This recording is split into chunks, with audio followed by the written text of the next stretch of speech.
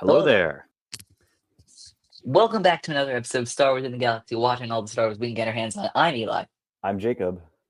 And today we are here with episode 151 of Star Wars in the Galaxy, where we are covering the 3 episodes leading up to the finale of the Bad Batch Season 3, Juggernaut, Into the Breach, and Flash Strike.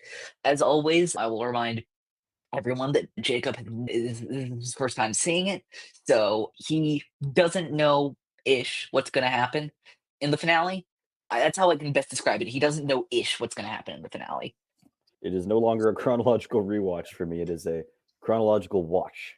Yes, and I may drop a few clues here or there, and honestly, I think the way I'm going to talk about one character in this episode, the way I'm going to talk about one character in this episode is going to maybe reveal the hand of the show a little bit in this person's story arc in the finale. So I'm going to try and keep it so I don't exactly reveal it, but it's hard when talking about the arc of a certain character to not mention because it's very clearly laid out that this is where this character is going. Yeah, I see. So I'll wait to tell you which character that is, but yeah, you want to go ahead with the summary for I will Juggernaut? find out. Yes.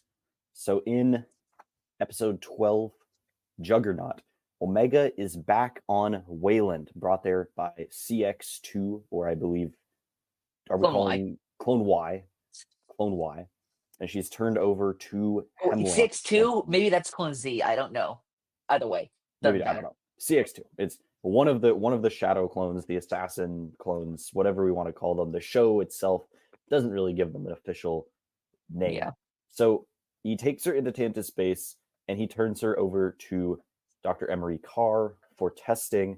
The testing confirms once and for all that Omega cells allow for a complete M count transfer. Back on Pabu, Crosshair reveals that Admiral Rampart might know where Tantiss base is, and then AZ-3 finds Phee Genoa, who is able to sneak onto Pabu and get inside the town using the cave systems. So they all get together. Which nobody checks. Yeah, because nobody ever checks the caves. They all take Phee's ship and sneak their way onto the Imperial prison labor camp on the planet Erebus, where they believe Rampart is being kept prisoner. They locate Rampart and they launch an attack on a Juggernaut tank to break him out of the tank. They end up getting chased down in the tank by other Juggernauts, gunships, whole lot of action. It's very exciting, and they make a dramatic escape with Phee scooping them up in her ship while they are on the move. Back on board with Phee, the batch asks Rampart about Wayland's coordinates. He says that it's a secret and that nobody knows, but that now they're in this together, and that if there's a way to find out, they will do it together. And then finally, back on Tantiss, Hemlock takes Omega into the vault with the other kids who are being experimented on, saying that the vault will be her new home. All right. So, into the breach, the Batch continue on their mission. Rampart tells them that all ships going to Tantiss have to be authorized and cleared from a space station orbiting Coruscant. So they head off with Echo now to infiltrate that space station and get on a science vessel that is headed towards Mount Tantiss. The Empire has very strict protocols revolving around how that transfer is supposed to work.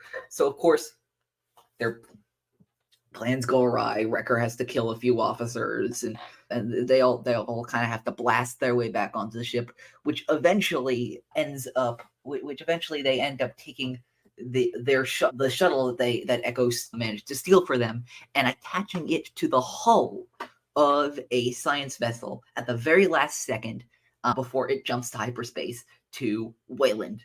They encounter many shenanigans along the way, including having to put up with the antics of Vice Admiral, or now I guess Captain Rampart, and all his misgivings about the mission ahead. Meanwhile, back in Mount Tantiss, Omega starts to socialize with the other children in the room and tells them very assuredly that she has a plan to get out, and starts to engineer that plan in one way by stealing a tool from Dr. Scalder, which she uses to pick at the walls of her cell and find an escape route. In Flash Strike, the batch emerges onto Tantiss. They have found it finally. Onto Wayland. They found it finally, and as they approach Tantiss. But Hemlock quickly figures out that they're there and orders V-Wing fighters to shoot them down, which is successful, but they manage to survive the crash by dropping out of the crashing shuttle in midair. All three of the clones and Rampart. Echo infiltrated the science vessel before it jumped to hyperspace, which he then gets off like a champ. Like, dear Lord, that was excellent seeing him do that. Meanwhile, Omega peers further into the structure of Tantiss base, outside of the walls of her individual bedroom or cell, whatever you want to call it, I guess, her personal area, and instructs the children to try and stall if Dr. Scalder comes and starts asking questions, which they do to the best of their ability, and Omega luckily gets back in time to not cause anything suspicious, but not before she sees the Empire testing in a very close room on the Zello Beast, which is still on Tantiss after all this time, still being experimented on by the Empire. She takes note of the Zello Beast and starts to formulate a plan on how they're going to get out. Meanwhile, Echo infiltrates Tantiss base and eventually runs into Emery, who quickly deduces who he is, even though he is disguised in TK Trooper armor, and finally makes the decision, with Echo's help, to betray the Empire and help the batch rescue the children in the vault. Of course, this is Echo and the batch's first time of hearing about the other children in the vault, and they are shocked, but resolve to formulate a plan to get everyone out safe. Meanwhile, in the jungle, Hunter, Wrecker, Crosshair, and Rampart are ambushed by a giant beast, which eventually causes them to run into the Empire. Hunter, Wrecker, and Crosshair escape, but Rampart is captured by the Empire and awaits further punishment on Tantiss. We got a lot to cover. We got a lot to cover. These are some very action-forward episodes, I think. They are, and less talk, more get out there and go crazy. Especially these first two. And there is I think at the same time, this is both the episode's greatest strength and the episode's greatest weakness, which is that these 3 episodes very much feel like, okay, it's a mad dash from here to the finale. We have to build everything up. We have to make sure the stakes are incredibly clear. We have to bring in all our players. And we got to do this. I maybe, and this is, again, I'm trying not to spoil it too much. Yeah. I do kind of wish the finale of this show was a bit larger in scale. I'll see what I think when we get there, when I see the finale. But these episodes, I do think, especially the first two, and especially Juggernaut, this first episode 12, I really think that I kind of enjoy how small they are in scope. I think interesting. I think that the experience of this episode in particular, the experience of Juggernaut, it just felt, the pacing and the way that it all just fit together was so tight and seamless. It felt like there was no wasted time or energy. There's just so much urgency and desperation that was really palpable for the audience, just watching the batch work together as quickly as possible, as hard as possible to get Omega back. I really enjoyed that.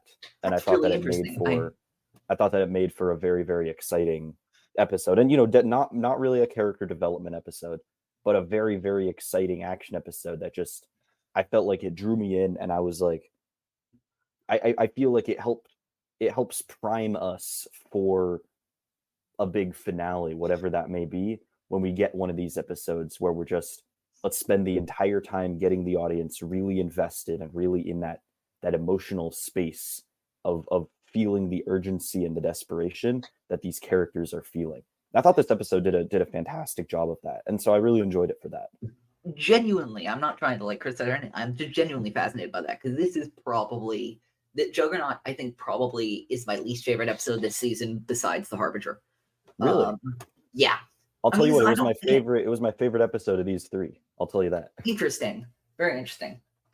My thing, and maybe this was just like maybe this was just vibe stuff. I'm going to totally acknowledge this. This episode feels like a little bit to me, and I don't want to denigrate the writing of this episode, because I genuinely do think it was very good. But there is a you know, the meme, you know, the hey, do you mind if I copy your homework? Yeah, just change it a little bit so nobody can tell it's you copied. This feels like that, but with the Mandalorian episode, The Believer.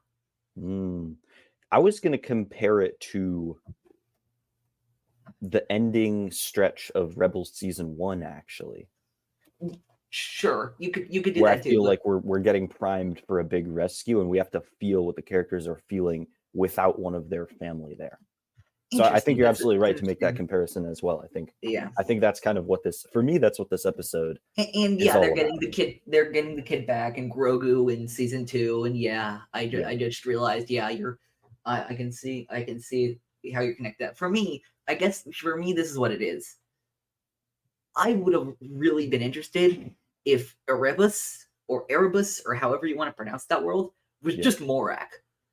Like, what if it was just Morak? It would be a cool canon connection, and it would change literally nothing about the story. Maybe it'll make it like add a few more trees here and there. But I guess. Sorry, go ahead. I guess Erebus, besides the name, which is very cool, which I looked up because I know it has some mythological implications. It is a special dark part of the underworld that souls would often be shepherded through by Hades on their journey to the underworld in Greek mythology. Jeez. Which, you know, is very much like you gotta go through hell to get Omega back, very literally. I do like that, but like that's my only thing. That's my only thing about this. Like, this episode felt like very much like to me, like an insert batch episode here. And I do not mean that to be too denigrating, because I did like this episode. I really did, but I don't know. You felt like just so you're saying it was just, you didn't feel like it had enough greater significance or enough. Yeah, I didn't think it did a lot new. Like, I've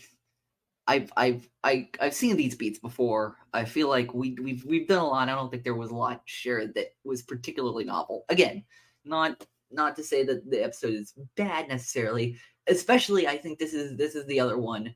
This is the other thing that makes me compare it to The Believer, which is like, although it's slightly different because of the dynamics, which is, hey, we're bringing that Imperial character that you didn't like. Maybe you'll like him now. Yeah. Oh no? Oh, you don't? Okay. I thought Rampart was interesting in this episode. I kind of describes my feelings with Migs Mayfeld and Edmund Rampart so well. Not to bash The Believer. That's the other thing about this episode. It's The Believer without the seismic charge at the end. Like at least we have Boba Fett in that episode, which is awesome. And again, I'm really not trying to bash this episode. I just think it was good. I do like that we, starting at the very beginning, I do like that Fee's back. I love that Fee's back, and I love that Phee didn't betray them. Yeah, I was not entirely surprised, but it was nice to be like, oh, well, at least there's someone that the batch can work with. Because remember, they were introduced to Phee through Sid. Yeah. So the logical conclusion, like, it wouldn't be a crazy idea to think if Sid's not trustworthy, then Phee might not be either. I don't know. I mean, look, Phee, like, we already know that, like, she's a bit of a scoundrel. What does she call herself? A liberator of ancient wonders? She means like pirate. That. Yeah, like we know who she is. We know who she is. But at the end of the day, she has a good heart. She cares about the batch. Clearly, she cared about Tech, and she cares about the rest of them too. So I'm not entirely surprised, I think, by this. You know, I think it Yeah. makes sense. Yeah. But then, as well, I think it's nice to have her, given what she, you know, brought to the batch in season 2, particularly given you know what she kind of meant to Tech, and as kind of one of the outer, you know, members of the community that kind of is built up around the batch through the people that they know. It's nice to see her kind of have a part to play in this final act, you know, the final act of you know, for what we as the audience we just kind of know, the last dance sort of trying to get Omega back and keep the family together one more time. Yeah, absolutely. So I do like that. Yeah, I can absolutely. Yeah, I love Phee, and I love that she's back in this episode. Yeah, but we have this crazy mission on Erebus to break Rampart out of prison. This was not how I expected Rampart to come back at all, but it was kind of Exactly, it was kind of fun. It was pretty fun, honestly. I think your mileage may vary with Rampart. I'm not a huge fan of the character himself. I love Nashir Dalal. I think he's great. Oh yeah, totally. I think he gets some really I think he milked the crap out of these 3 episodes. Yeah. I think that there was a lot, he got to do a lot with that character in these 3 episodes, and I'm so glad. He was clearly having a good time, and I'm so glad about that. Yeah. But yeah, I will just also say, even though I did kind of call it Diet Morak, I will just say, just generally, and I don't think I've been as good at saying this season, but this doesn't make it less true. God, the visuals of this fucking series. Yeah, I was saying the same thing. I feel like this episode in particular, I feel like it just comes out with the animation and the art direction. This episode just comes out swinging. Looks beautiful. It just looks so beautiful.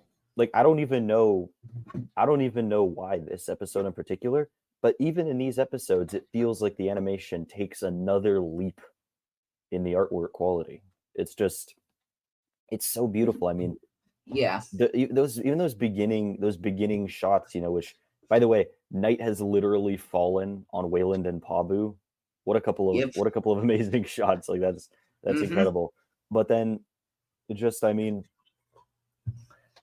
gosh, it is just so freaking beautiful. You know, the big wide shots of Erebus, and you know, just, oh my gosh. I mean, the chase scenes, the action, just the explosions, the lasers, the rockets that the tanks are firing, it's all just it's pretty extraordinary. It's pretty extraordinary. Yeah. And I also do like how this episode, how a lot of these 3 episodes harken back to season 1 batch. They feel retro in a way, not that we've seen the batch's purpose expanded beyond what they were doing in season 1 in the following seasons, but this is very much back to basics. You know, go in quietly, try and, you know, do your stuff, work together as a team. You know, things go awry, but we'll fix them and all that kind of stuff. You know, kill some TK troopers. You know, kill some clones if you have to. In and out. You know, just quick and easy stealth and all that kind of stuff. Yeah, but I feel like it's more than that. I feel like this episode is more than that, because we know what's at. First off, we know what's at stake, and second of all, it's just so well done. You can definitely say, and I would completely agree with you, this is a season 1 smash and grab, get in, bang bang shoot, bullet gun explosion kind of episode. But it's just so well done. It's so, just the cinematography, you know, even I don't know if choreography is the right word because it's animation, but just the animation, the motion, the fight scenes, everything, it's so well put together, and it's so taut and tense and suspenseful that it's just, for me, I found it wildly enjoyable to watch. That is another thing I will say about all 3 of these episodes that I think they do incredibly well. These 3 episodes nail suspense.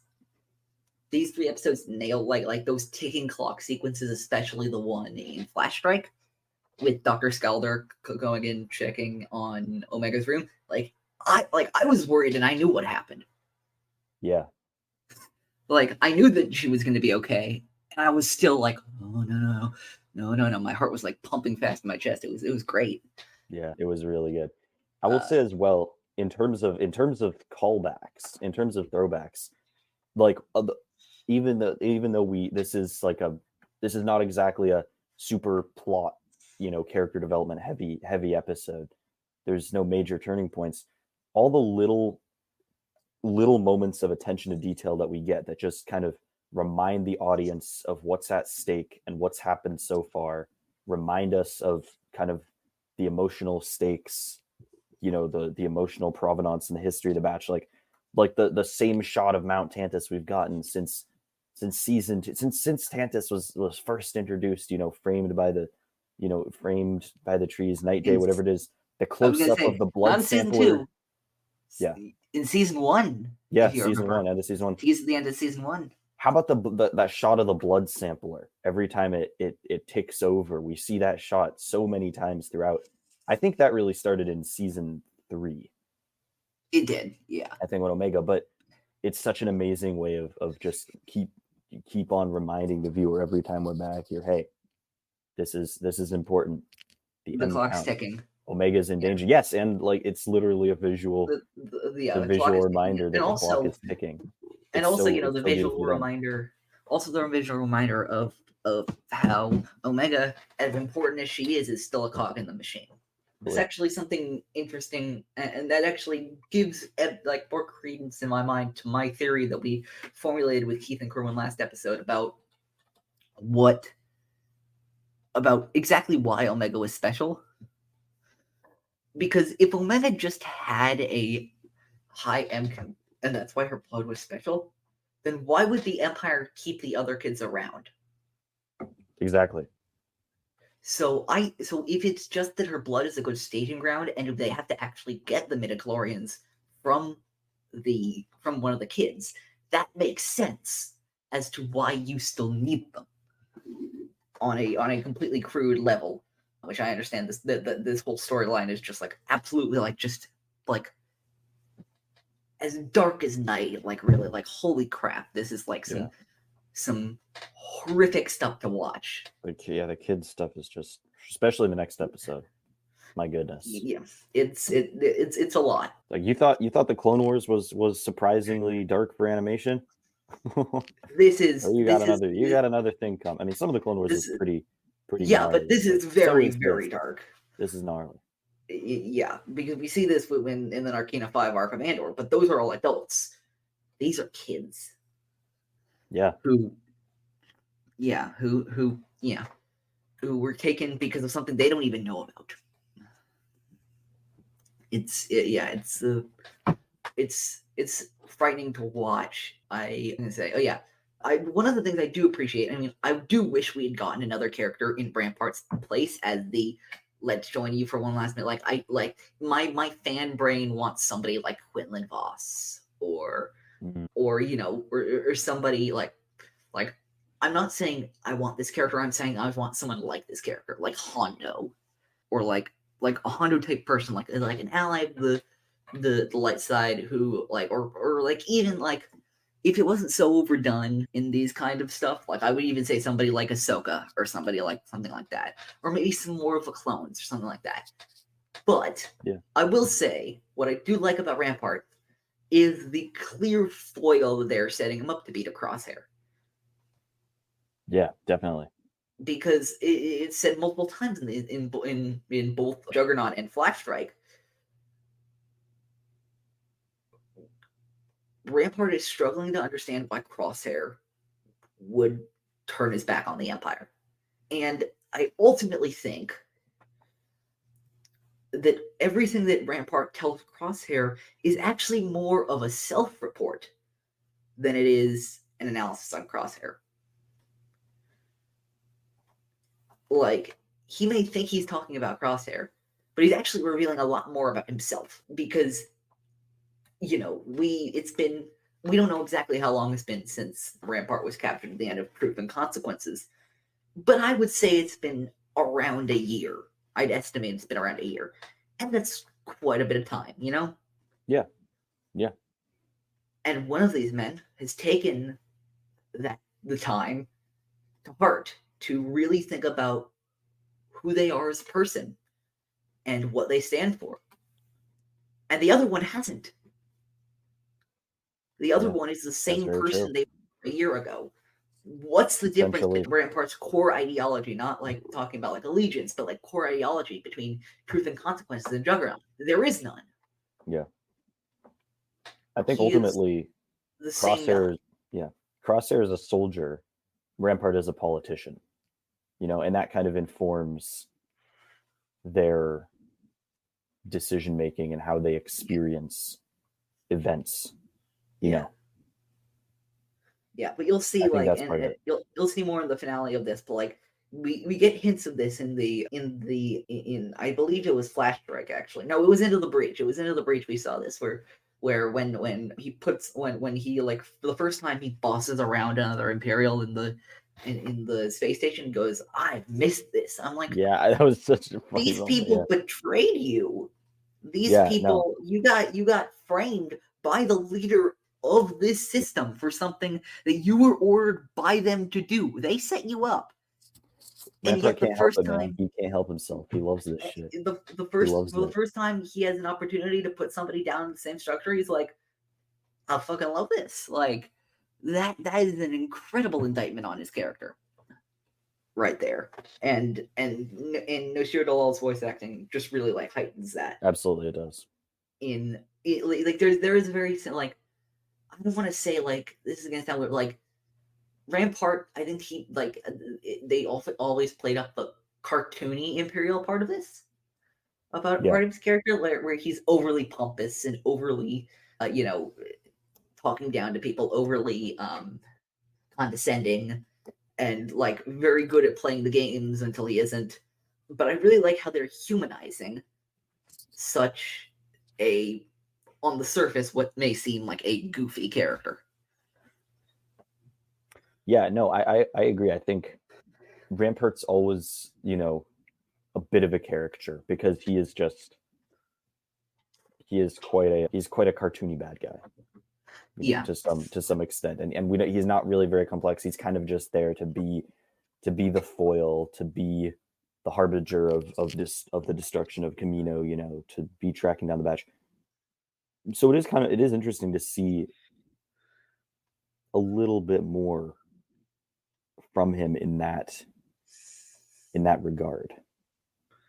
Yeah. I think it's cool. I will say that this episode does one trick twice in this episode that is not used often in Star Wars, more often in modern Star Wars than in previous Star Wars. But like, I think this episode handled it really well. This episode was obsessed with slow-mo shots. We had I didn't notice that many. Where did you see them? We had two. We had when they shoot the Imperial Juggernaut tank down and they do the jump over it. That's the first one. I do remember that actually, yeah. And then the second one is Wrecker going from the Juggernaut tank to Fee's ship. He jumps in the air and then they slow it down and then they catch him. Yeah, and I remember that one so vividly because that was a major shot in a lot of the trailers for the show for this season. Yeah, I don't want to sound like a hater. I don't want to be a hater. I will never not think that slow-mo shots in Star Wars feel a little out of place. It just doesn't do it for me. But these were pretty, as far as the slow-mo shots go, the tank one was pretty phenomenal, I have to say. Interesting. I still have my reservations about it, but it was pretty cool. I'm not gonna lie. I can't hate on it. I think, of course, I think it can be bad when overused, but I don't think that Star Wars has ever really overused it. I mean, maybe you could argue in this episode using it more than once in the same episode was a little much, but like it wasn't really like an they're using this again. It was like an they really like this. Holy crap! But But yeah, no, I don't think I have much of a problem with it. But yeah, do you have anything else to say about this episode before we go on to Into the Breach? No, I thought it was a fantastic episode. I really did. But we got to get on to Into the Breach. Yep. And Where do you want to start this off? is sort of a conversation that bleed into Juggernaut and Into the Breach as well. But I think it's important now to talk about the Omega in the vault, because as soon as you like you notice the tone shift as soon as she walks into that place. Yeah, I mean, that opening scene, with Omega walking, or Omega, trying to talk to the kids, it's blood curdling. There's the whole panopticon of people watching through. Oh my this god, TV holy from shit. above, like just seeing how defeated and lifeless the kids look. They're scared to even talk to Omega. They're like, they don't like it when we talk to each other. Like, Jacob. Yeah. Did you say you had panopticon in there too? Yeah, Nice. I did. Nice. I did. Great man still think alike. I mean, yeah, it's like, it's unbelievable what these kids, the kind of duress that they're experiencing, and the inhumanity that they are subject to under the Emperor. It is really heartbreaking, Yeah, and there's what I love about these sequences especially, and this is what I was talking to you about in past episodes when you were talking about like Omega really coming to her own. And I said just wait, and this is really what I was talking about, is that she immediately starts becoming the leader that the batch have trained her to be. Immediately starts implementing their strategies and figures out like how to galvanize these kids who have been stuck here for who knows how long. I mean, we know Baron hasn't been there for that long, but the others have been there for quite a bit longer, enough to have a lot of the hope quashed out of them. But Omega's starting to bring it out. We're seeing, like, you can make all the comparisons you want, and the outfits and the designs, because they're both Imperial prisons. You can make all do all the Narkina 5 comparisons you want, and frankly, you should, because I feel like there were a lot of shots especially Into the Breach and Flash Strike, but mostly Into the Breach that was like that felt like the animators of season 3 were just watching Andor, and they were like, "Oh shit, that's cool. We gotta animate that. Oh shit, we gotta animate that." Yeah. And I don't mean that as a bad thing at all. I mean that as a good thing. I think they really did create that, like, the cold, unfeeling vibe, but especially in this kind of Imperial prison, because it is specifically a prison that is held for the express purpose of scientific research, where they're not children, they're specimens. Yeah. Which is part of the dehumanizing. Of course, the Empire, because they're the Empire, can't they can't go all the way, and that's their ultimate downfall. Is that they always underestimate the power of people working together. They always underestimate it. They always underestimate that, and they always underestimate people's memories. People will never forget what you did to them or how you made them feel. Yeah. And the Empire just assumes, or has like an underlying assumption, even if they're not conscious of it, that people will just move along. And sometimes that's true, but most of the time it isn't. True. Most of the time it's certainly not true. Yeah, I love Omega's confidence and determination, when she's talking to the other kids, just seeing her kind of become a leader, thinking back to, season 1, you're just like, wow, who is this person, Yeah, she's we always coming to her own. kind of saw this, but it's amazing. It's amazing. Yeah. And then we go on to, and then we quickly go to Boravio, which I forgot we went back to for a little bit. Oh. That's where where So Echo beautiful. rendezvoused with the batch. Yeah, it's gorgeous. The animation is just. I know I'm just a complete sucker for that. Like the sunsetty, gauzy clouds. Wide shot. Kind of late season Star Wars Rebels type of vibe of shot. But gosh, if it isn't done amazingly well here. Gosh, It's great. It's wonderful, and I'm really glad that Echo's always been really ever since the middle of season 2. Echo's always been a bit touch and go with the batch. I'm really glad they said no. He's joining this one last mission. He's doing this. He's as much a part of the batch as anyone else, and we're not going to let people forget that. And having and we have you. We talk about how well, and this is going to be something later, he infiltrated both the science vessel and then Tantiss base. But you have to remember that he doesn't just have Clone Force 99 training. He has 501 training. He has 2 of the greatest training regiments ever developed by the Grand Army of the Republic ever. Yeah, he has both of them. This guy, even though he was just manufactured as a normal trooper, this guy is far from it now.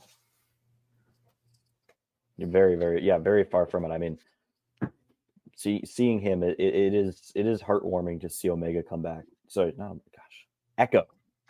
No, it is very nice to see Echo come back.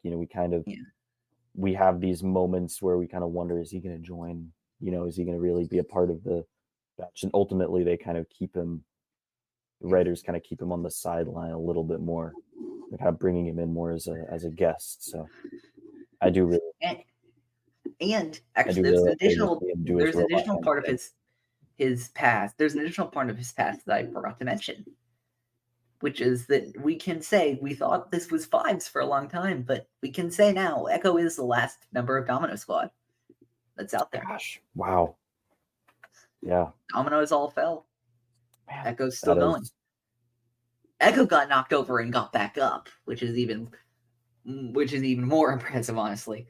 But yeah, it's great to see Echo again.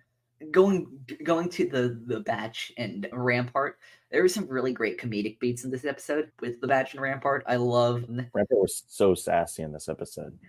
Rampart was like with the outfit. This is the captain's outfit. Yeah. I was a vice admiral. You've been demoted. You've been, they're just like, you can't even see the stairs behind the helmets, and you're just like, but you know what their faces look like under there. They're just like, dude, this is what you care about? Yeah, like, bro, be for real, be for real. Yeah, I mean, it's and they're the. Do you think I'm lying? Yes. Oh, gosh. From multiple members at once was the thing that sealed it for me. It's not just from one of them; it's from multiple of them who just confirm, yeah, no, we do not trust you. And I'm really glad, actually. I'm really glad that we didn't get that. They're not doing one of those. We're not getting lulled into one of the Star Wars trope that I think we sometimes do a little too often, which is like, can we trust this person? Can we not? Blah blah blah. Yeah. No, there is an underlying understanding between all 4 members of the batch. We cannot trust this guy. We're relying on this guy for the information, but when push comes to shove, he will act for his own self-interest alone. And that's it. Yeah, I mean, yeah. I don't know. It's really... It is sort of a different vibe where in this show, kind of a lot of the time it asks and answers the question of basically, can we trust you? We don't have a choice. Mm-hmm. That's how the Bad Batch often frames it. It's not necessarily a matter of choice, but of desperation and necessity in these situations. Yeah, absolutely. I'm gonna say, and then we have the great imagery. I love this imagery. I forgot. I think I forgot about this the first time, but like the great symbolism of their like now highly stylized armor over the years. They stripped it down. They painted it all, all one color, all that dark gray, sort of like, but like, that. Yeah, they sanded down. Monotone color. Yeah. This is not about their identities. This is not about anything else. This is about the mission. Period. End of sentence. Yeah, absolutely. And they need to be focused. And I quite like that. Let's see. I have. Oh yeah.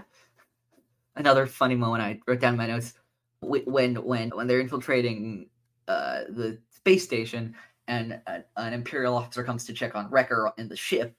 Where's your captain? Captain. This man is I love him, but he's so bad at this. He is the Wrecker is so bad at this. Like why they didn't leave Echo or somebody else behind, is a question that should be explored. Absolutely. I mean, he's just, it's hilarious. It's absolutely hilarious. I mean, something else I noticed was kind of Rampart. He's just able to completely bluster his way through. It's amazing. Nobody wants to get in trouble or cause a fuss, so they just go along with the even just the threat of oh gosh, well, Tarkin might be involved in this somehow, or one of these scary higher up Imperial brass people might be involved, so they could crush my career, they could crush my life with less than a thought, so I'm just gonna yeah. You walk in like you belong and nobody suspects anything. Yeah, that's exactly what they do. Everyone's so afraid of stirring the pot or rocking the boat that they gotta go along with whatever shit Rampart's trying to pull. It's crazy. Absolutely, and of course, because the Empire does not value creative thinking, nobody thinks to question it, which works for the Empire a lot, but in some ways, like this, doesn't. Anything else you have for this episode before I want to get into a larger discussion about starts to bleed into next episode and a little bit of the finale about a larger character, which is the one I'm going to try not to spoil, but it's where this is going. I mean, the infiltration into the cargo ship, the science ship, that scene is very good. I think very suspenseful, very creatively set up. I think Echo getting sucked into a giant pneumatic tube to get onto the ship was not something that was on my bingo card for this episode at all, but I thoroughly enjoyed watching all the astromechs one by one, boop, boop, boop, then the mouse droid, shoop, and then Echo running up the tube. It's brilliant. And besides that, absolutely.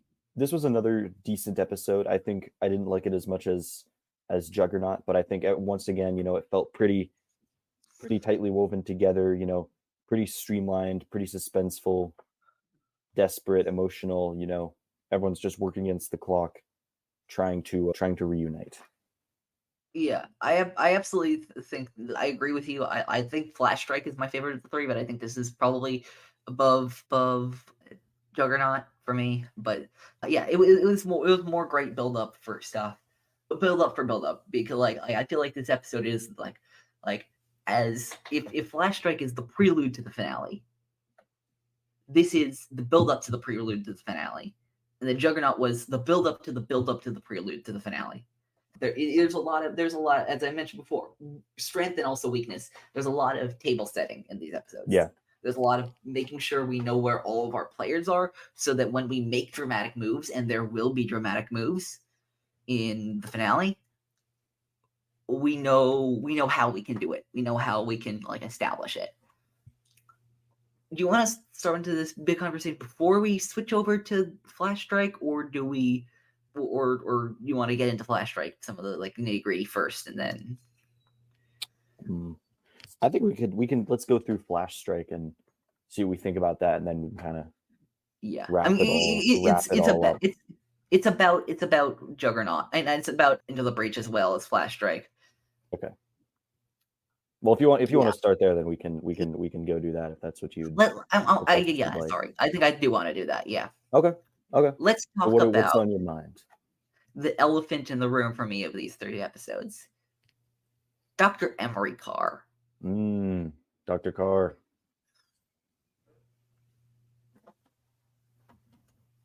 Jacob, I trust you can see where this is going. And by this, I mean her actions in these 3 episodes.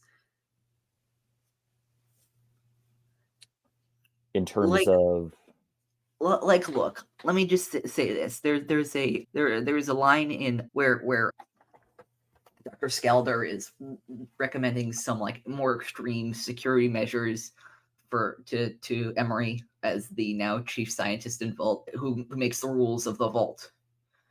What was I gonna say? And Emery says to her very strongly, "I'm the chief scientist. I will run the Vault as I see fit." Yeah. There's part of me that thinks that she might even want Omega to escape. Oh, she definitely. At this point, I think it's clear where she stands. You know, from the beginning of the episode, from the beginning of Juggernaut, when she says, "From what it's worth, I'm sorry." I feel like she's implying I'm doing this because I have to. You know. I could lose my life if I don't carry this out. There's some ambiguity. I will say, without spoiling too much, there is a point in the finale, in the beginning of the finale, where she makes a more clear and transparent, "This is where I stand" choice. Looking forward to it. And a lot of people, and I've been seeing like discourse around this, but I can understand how a lot of people would think that was the moment that she decided. But I don't believe that. I think she decided earlier, but I think she just needed to figure out that she decided.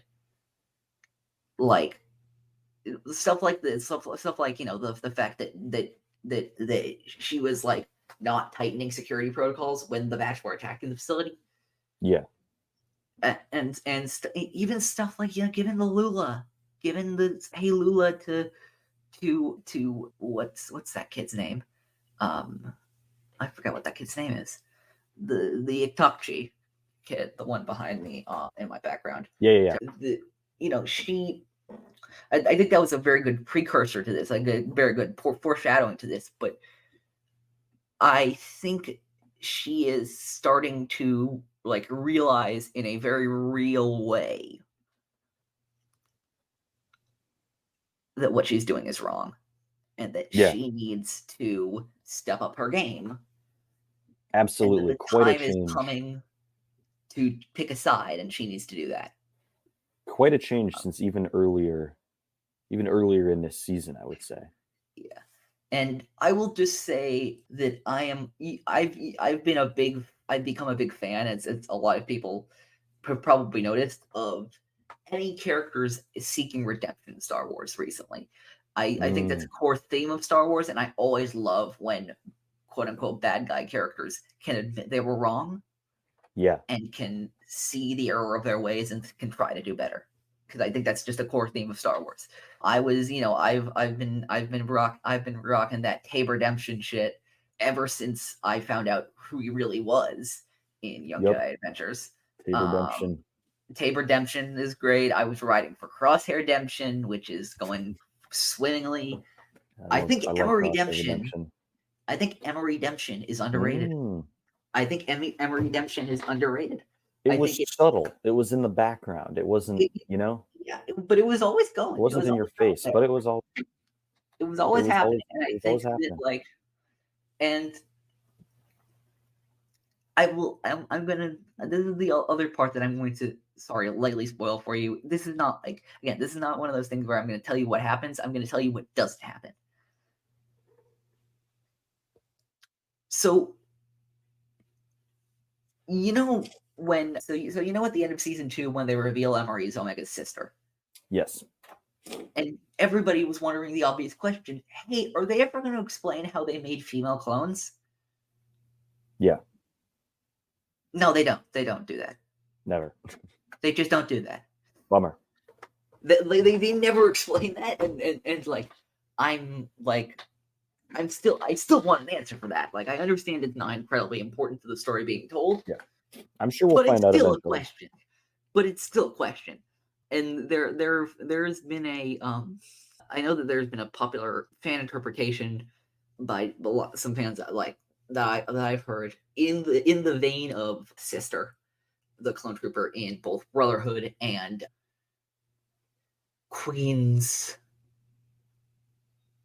Hope, I think, is the third of the Queen's book, which is the idea that Omega and Emery are trans, which I think would be very interesting to explore. If they were, of course, I would ask why we didn't explore any of that in the show itself, but, you know, Lucasfilm and, not Lucasfilm, really Disney and queer representation in Star Wars has always left a lot to be desired. So, like, you know, I can totally understand if the writers were like, well, we want to make them trans, we don't want to, like, Yeah. I'm not sure if we can say that they're trans, because There of also all the- is like an explicitly, I think we might have talked about this last episode, or maybe, God, did we talk about this on the show? I feel like we did recently. Maybe I'm getting it conflated, but there is an explicitly trans clone trooper. Yeah, and I was sister. That's what I was talking about. Yeah, sister. So Yeah, you know, that would suggest as well that maybe there are also just yeah, clones who are women from birth yeah. And I for whatever that is- reason. yeah, You and know, I we think don't that's really fine. know. Yeah, and Which, I you think know, that both I- are fine, but we don't really no, know. I think that's fine, and I just would have loved that to be a part of the story. Yeah, no, me too. I think that could have, you know, we kind of been wondering for 3 seasons. So Mega's a clone, but you know, Yeah, all these other clones are guys. Why is yeah. this one? You know, but we never got that. It's a little disappointing, but yeah. I'm sure in the future, maybe in a book or a comic, I'd be very surprised if they just leave it forever. I would be very surprised. I'm sure I we'll don't get know, something at but- some point to explain. But yeah, and but going into Flash Strike, I was gonna say about the Emery stuff. Immediately, you see Emery said like we don't want the children escaping, and Scalder says no, we don't want the specimens escaping. You can instantly see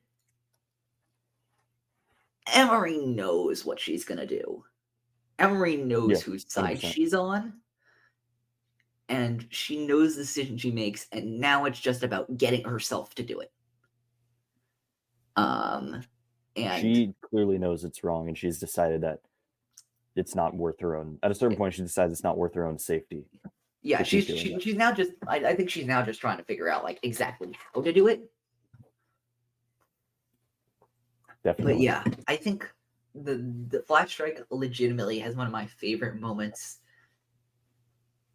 of this season, honestly, for me. Which one was that? Which is when the batch when the batch start like their infiltration, and you hear and you see the walls of the base rumble, of the vault rumble, and the other kids are looking around, and they're like, "What's going on?" Because of course they would wonder what's going on. Yeah. And Omega very, very confidently says, "They found me."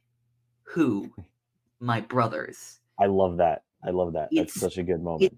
It's a great feeling. It's a great feeling that we don't get that often in the show. I'm gonna read a passage that I always love to quote because Charles Soule is a freaking great writer. The moment that I knew that this book would be incredible, and it was, when this is at the end of, I believe, chapter 4 of Light of the Jedi. This is Jedi Master Avar Kriss. Help is on the way. That one thing. Hope. Yeah. That's what I like. And we'll see how they handle this in the finale. But you know, how do you go from Clone Wars to Rebels? How do you go from the depression of like the end of the Clone Wars, the horrific ending of that show in tone, I mean not in quality, it was fantastic, but how do you go from that very depressing ending and go into the Dark Times era, which is like this early Dark Times era is like one of the darkest points in the Star Wars universe, and how do you thematically move that forward? Hope. Yeah. It's one of the first times we've had it in this show. Hope. And like we'll start to see that in Rebels, like Rebel with the spark of rebellion, like quite literally, like it's these people like having this idea that maybe this could work. Maybe the Empire could fall. And Omega's absolute faith in that moment of everything's going to be okay is really striking for me, just because we've been through such a dreary and dark series.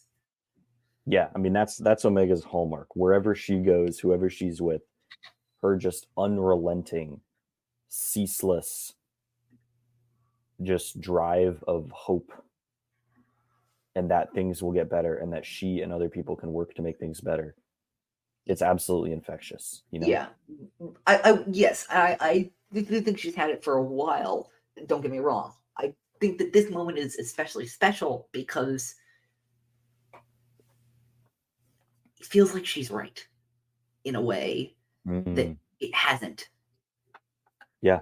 Mostly in the series. It feels like maybe the tables are turning. It feels like maybe things are going to be better.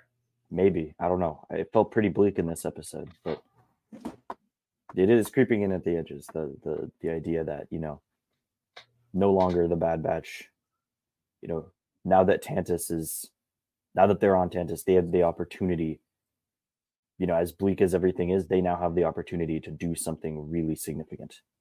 Yeah. And this is also, I just looked back at my notes and I just remembered this. This is also one of my favorite parts, like favorite little like thematic things at the end of this show, which is, you know, we had an episode titled this for season 1.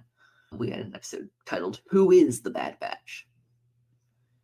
And I think we see this again, which is that, yeah, the Bad Batch are trying to break Omega out of Tantiss prison, but the Bad Batch are also themselves trying to break out of Tantiss prison. Yeah. Because I see no reason why these people behind me can't also be the Bad Batch. The Bad Batch as an idea, a chosen, expanding family. I like it. Like Omega, this is the ultimate evolution, the apotheosis, one might say, of Omega as a character, is that she learned to recreate the structure that worked around her for others. There's no reason why these kids can't also be the Bad Batch. And that's what, and like her acting as the hunter of the group, of, you know, like of encouraging people to use skills that they might not even know they have.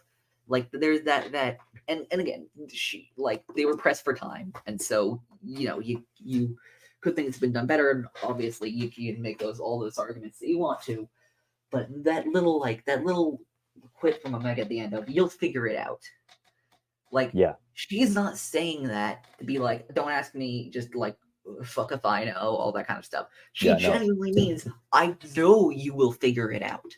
Yeah. And that's powerful. That's very powerful. It is. Omega's a very powerful character in a lot of ways.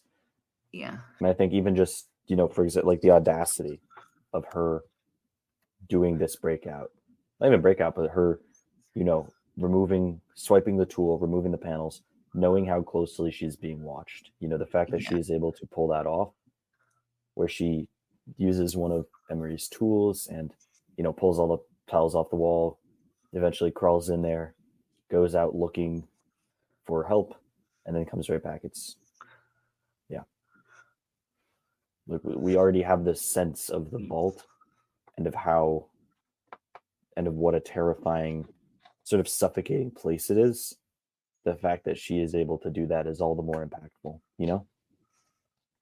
Yeah. Really absolutely. amazing in this. Do you have any thoughts about, sorry, what were you going to say? No, go ahead. You were finishing. I was just going to ask if you have any thoughts about Flash Strike as an episode in particular. I think it's great as a prelude to, like, this very much feels like I was talking before, I think we said this maybe before the recording, maybe in this recording, that I felt it was a little weird that the Bad Batch had a triple length premiere and a double length finale. It doesn't. It is a triple length finale. It's just that they split it. Had one part 1 in one episode, and then parts 2 and 3 in the final episode. Yeah. Which kind of feels a little strange. But there is one other thing. But I do love this episode. I think it has some fantastic moments. Absolutely way better than I remembered, honestly. We have to talk about another elephant in the room. Did you know that when Omega escapes the cell and walks around and in the electrical areas and then finds another room, and she finds, of course, the Zillow Beast, which we haven't seen in a season and a half.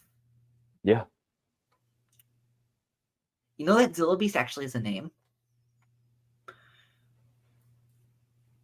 What's that name? I'm typing in the chat.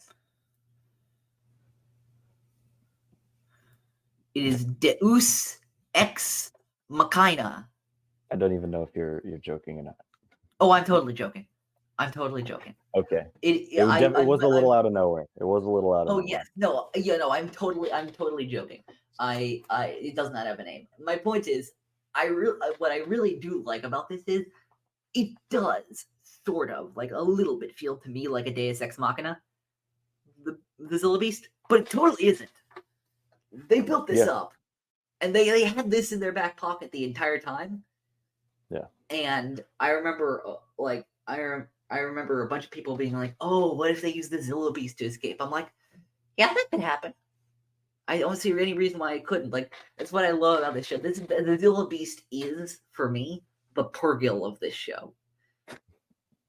It is. It's the thing they built up. It's going to come in at the perfect time and just. The thing they built up, nobody noticed, and then at the last moment, rescues them in a way that makes total sense narratively for the story, but that you couldn't have predicted if you tried. Although the Zillow Beast is actually, I think, a little easier to predict than the Purrgils, but that's because there was a bit more emphasis on them earlier in the show. Yeah. And what was I going to say? And the Bad Batch has fewer seasons, so you have less time to forget about the Zillow Beast. True. Yeah. I'm really, really excited for you to see this finale.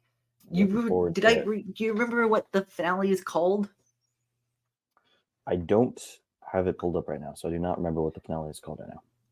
The name of the Bad Batch finale is the same as the first line a member of the Bad Batch spoke on screen. Oh my gosh, what could it be? I don't think I can get this. I don't think I know. The name of the finale is "The Cavalry Has Arrived." Oh, that's Wrecker's first line, isn't it? Yep. That's the first line a Bad Batch member ever speaks on screen. Beautiful. It ends where it begins. The cavalry has arrived next week on Star Wars in a Galaxy. That's going to be it for this episode on Star Wars in a Galaxy. Next week, as we've mentioned so many times, we are going to be talking about The Cavalry Has Arrived, the double-length finale of Star Wars The Bad Batch. I am so excited for Jacob to see how this turns out. I'm going to say this. I'm going to give my 2-word review of the finale right now. And this is how I felt directly after it. And it will not tell you anything. I can tell you that the 2 words I remember specifically saying after the Bad Batch finale was, I was pleasantly surprised. Okay. So not super strong words. So we will see. But yeah. In the meantime, you can listen to us on all platforms. You can follow us at In a Galaxy Pod on all the platforms. You can follow me using my link tree, linktr.ee/_oshifan327. And Epic Confrontations we're doing a lot of revamping of that right now. But the match that we recorded a while ago, but that is unfortunately stalled in the editing phase a little bit, which is Bangers and Smash versus Sheev Shills, is all edited, and as soon as that cutscene, the cutscene that I need is filmed, that will be up pronto. And the next match, which we do know what it is, and we're going to reveal it very soon, is on its way. But I think, unless there's anything else, all there's left to say is may the force be with you. Always. Always. I almost pressed the wrong button.